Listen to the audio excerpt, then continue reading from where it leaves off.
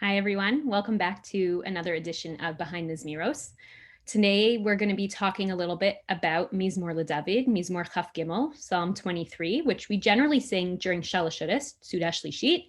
Other people have a minhag, they sometimes say it right before Hamotzi, and there are other times where it does come up. It is definitely a very, very famous chapter of Tehillim in general, both Jewishly and non-Jewishly, I think. But we definitely, I think, associate it most with singing it during Shalosh Shudas. Shalosh Shudas is that time of Shabbos where Shabbos is leaving us, right? At NCSY, they call it ebbing. Shabbos is ebbing away. The sun is setting. It's sort of a very sort of almost melancholy time where we're sort of sad that Shabbos is leaving us, but also, it has a more spiritual feeling to it.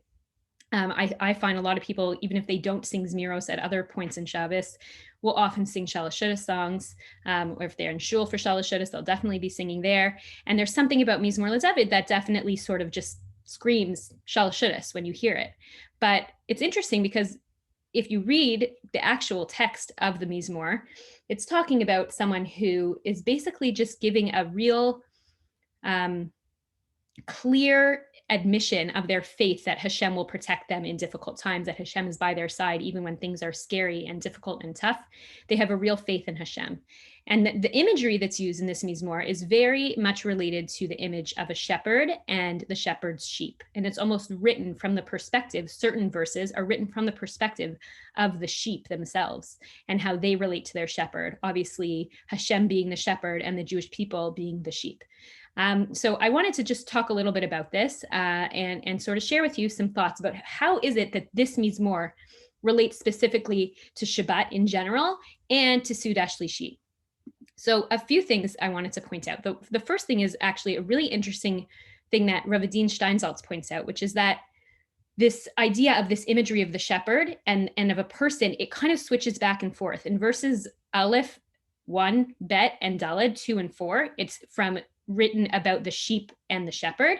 But the other verses in between, verses 3 and then 5 and 6, are written more from the perspective of a person in their relationship with Hashem, right? We have the image of sitting at Hashem's table, having a full cup of wine, your head anointed with oil. That's clearly not talking about a sheep. That's talking about a person's experience of being in the presence of the king, of Hashem, versus talking about Hashem ro'i, Hashem is my shepherd, lo achsar, I will not lack. And then we say, or I will not want is another way of saying it. He makes me lie down in green pastures. He leads me beside still waters. There's a real feeling of tranquility that we feel that the sheep is experiencing. And that this idea of being in this relationship with Hashem is somehow very relaxing and almost peaceful, and the real sense of inner peace that a person is experiencing. Yet at the same time, it suddenly switches and it talks about, even if I walk through the valley of the shadow of death, which, that doesn't sound like being in green pastures and by a still river. That's definitely invokes a feeling of fear and dread. But we say, even then, I fear no evil because you are with me. Your rod and your staff, they comfort me. So we sort of switch back and forth between the human experience and the experience of a sheep and their shepherd. And Rav Steinsaltz points out that the real thing that maybe this is touching on is the experience of faith, the experience of protection that the sheep feels with their shepherd can sometimes be different than the experience that humans will feel in their relationship with Hashem. How so? A human being has a very complex relationship with Hashem, right? We all go through difficult times, complicated issues in our lives, illness, loss of loved ones, things like that experience. And that we experience, And when we go through those things, we sometimes question our relationship with Hashem. We wonder where Hashem is. We're not always able to feel the steadfast faith that the person that is speaking in this Mizmor shares, which maybe it's David HaMelech, maybe it's someone else, but they're talking about, I walk through the valley of the shadow of the death, but I still fear no evil because I know Hashem is with me. I don't know if we all always have that experience necessarily. Whereas a sheep who knows its shepherd well, a sheep that has been, sort of raised in this flock of sheep and has always been cared for by this shepherd, that sheep is always going to feel a sense of comfort around that shepherd, a sense of trust that that shepherd is going to lead them well, is going to protect them, is going to help provide for them with green pastures to eat from and clean water to drink from. And that sheep always has a very simple sense of faith in their shepherd because they don't experience complex emotions and complex experiences the way that humans do. And on Shabbat, we sort of take a step back by becoming more like regular creatures and less godlike, because we aren't creators. All week long, we're supposed to emulate Hashem by doing and acting and manipulating this world to make it a better place by doing all 39 forms of malacha, of work. But on Shabbat, we take a step back from creating and manipulating the world, and we just sort of bask in the existence of Hashem. It's a day for us to stop and recognize that Hashem is truly the one in control.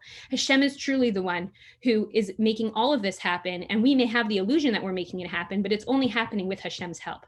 But that doesn't mean that we don't have the power to do a lot of good in this world and to make changes in this world, and also the power to do a lot of evil in this world if we choose to, during the 6 days of the week that we engage actively in being partners in creation. And then when we become creatures, so to speak, on Shabbat, and we take that step back and we become non-creators, that's when we can experience a relationship with Hashem that is in some ways simpler, like the experience the sheep has with their shepherd, but also in some ways deeper and more meaningful, in the sense that it doesn't involve the questions, and it doesn't involve the confusion, and it doesn't involve these feelings of not knowing for sure. We can just see Hashem as the true one and only creator that he is, and bask in that relationship with him and experience our relationship with him like sheep do with their shepherd. And that's what Shabbat is about. We kind of go back and forth from these experiences. But on Shabbat, we're able to really connect to Hashem in that simple emunah, the simple faith, emunah pshuta, that sometimes feels even better than the more complex intellectual faith that we often have to experience as humans. And Rav Sachs, Chief Rabbi, Lord Rabbi Jonathan Sachs, he wrote the commentary in this Siddur, the Koran Siddur, and he has he says so beautifully, he says, Psalm 23, one of the most sublime passages in all religious literature, a poetic masterpiece, a mere 57 words long, of trust in God's gentle care. In the first half, the psalmist sees himself as a sheep of God's flock, vulnerable yet safe under the shepherd's protective eye. The tone of serenity is conveyed by a series of pastoral images: green pastures, still waters, and right and safe paths, right? But then he says the mood quickens, and we hear about the valley of the shadow of death and danger from predators. And at this point, the psalm shifts from third person to second person as the author turns directly to God, and he utters simply, I will fear no evil, for you are with me. It's almost as though the person is taking the experience of being the sheep and able to take that into their human life. And that's what Rabbi Sachs says exactly happens. He said here toward the end of Shabbat at Sudash Lishit, the psalm has particular force. Often Jews were all too conscious of the dangers that lay ahead as they left the refuge of Shabbat and prepared to re-engage with the world outside. With them, however, they took the courage born of faith that I will fear no evil, for you are with me. Shabbat is like a bubble. We protect ourselves from the outside world, from the stresses of what's going on outside in our lives, in our jobs, whatever it is. Shabbat can be a time that really feels safe and protected and calm.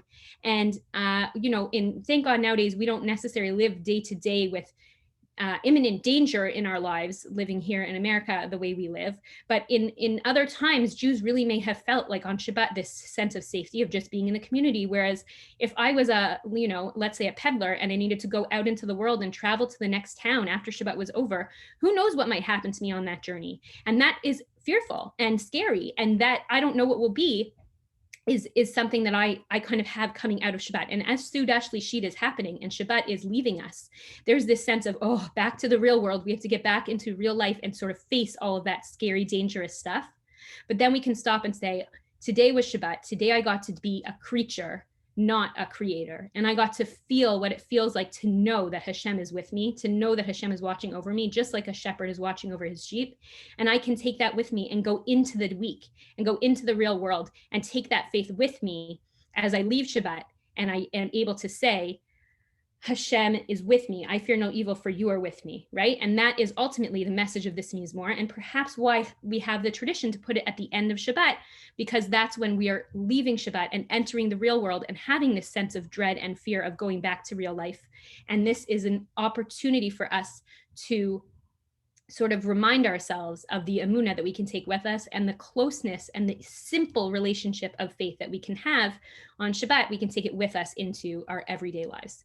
So with that, I give you a bracha that we should all have a meaningful Shabbat where we really feel a connection to Hashem, and we really feel that emunah pshuta, that simple faith, that great relationship with him where everything seems so clear, and that feeling can come with us into our week, that even as things do get more complicated and more difficult, we can go into our week and we can know that Hashem is by our side every step of the way, even when it doesn't seem so straightforward. Shabbat shalom.